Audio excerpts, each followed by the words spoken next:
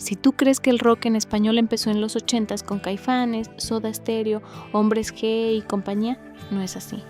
Antes de que esos grupos llenaran estadios, ya había bandas mexicanas intentando hacer rock desde las tripas, en un país que apenas entendía lo que era una guitarra eléctrica. A finales de los años 60 y principios de los 70, en México había un puñado de bandas que no querían sonar a mariachi ni a bolero. Querían sonar como los Beatles, los Rolling Stones, Led Zeppelin, pero con más eco, más pelos y más fuzz en la guitarra. Se estaban formando en garajes, en colonias de Guadalajara, Monterrey, el DF, y traían los oídos llenos de rock anglo, pero los bolsillos vacíos y una disquera encima que les decía, «Eso no vende aquí, mijo».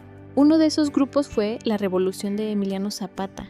Desde el nombre ya mostraban que no querían pasar desapercibidos.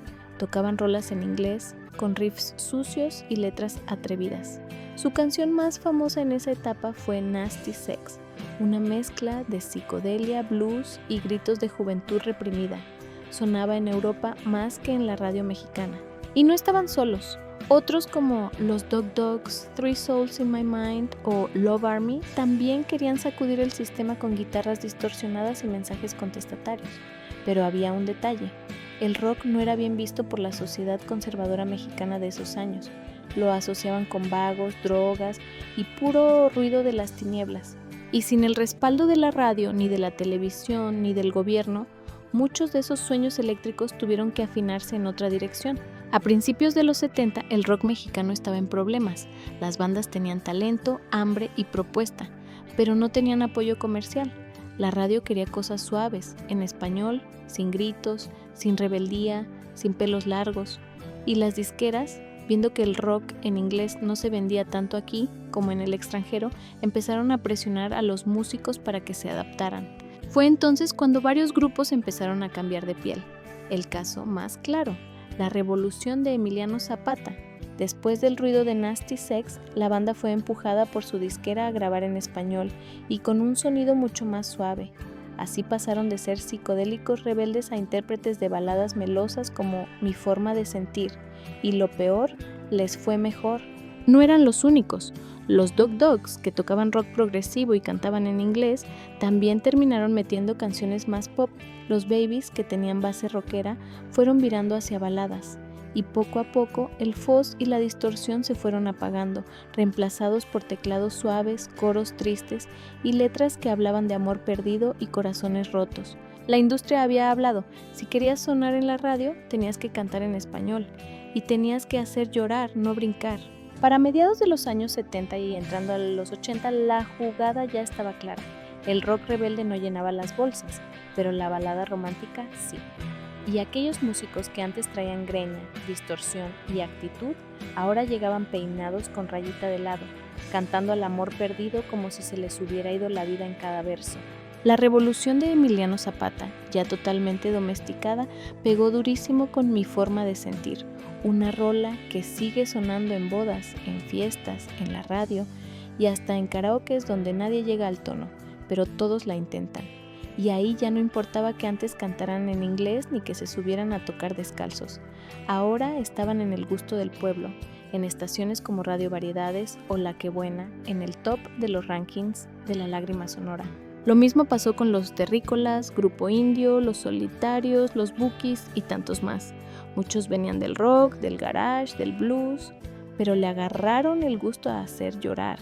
Y la gente respondió, porque esas canciones no solo hablaban de amor, hablaban de lo que uno no decía, la traición, la soledad, el te extraño que te tragabas con un alcohol y un cigarro en la azotea. Y así, sin distorsión pero con alma, estos grupos llenaron casas, camiones, cantinas y corazones. El rock no murió, simplemente se puso camisa de cuello y empezó a cantar más bajito. Cuando ves la historia desde afuera, es fácil pensar que estos grupos se vendieron al sistema, que cambiaron el espíritu rebelde del rock por el aplauso fácil de la balada, pero la verdad es más complicada y más humana. Muchos de estos músicos no dejaron de amar el rock, simplemente no podían vivir de él. No había foros, no había disqueras que apostaran por ellos, y mucho menos público masivo que comprara sus discos psicodélicos en un país donde lo que se vendía eran boleros, rancheras y corazones rotos. Y al final, ¿qué haces cuando amas tocar, pero nadie paga por escucharte como quieres? Lo que hicieron fue sobrevivir con estilo. Le metieron calidad a la balada, armonías vocales finas, arreglos bien pensados, letras que de verdad pegaban. No fue rendición, fue adaptación.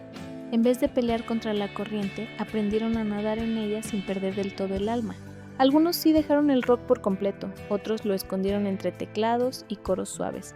Pero si escuchas con atención, en varias de esas baladas hay todavía rastros de distorsión, de guitarras con alma, de voces que alguna vez quisieron gritar, pero aprendieron a cantar bajito, porque así los escuchaban más.